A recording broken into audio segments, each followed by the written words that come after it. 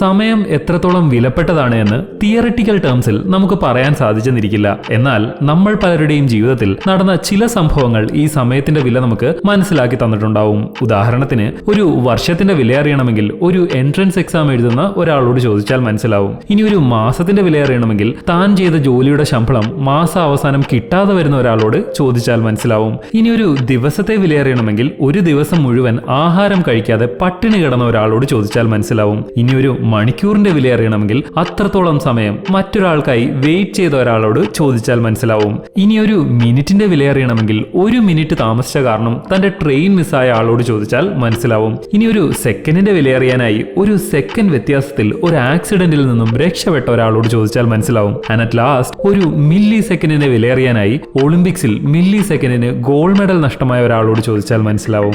And please do remember, there is nothing more precious than time.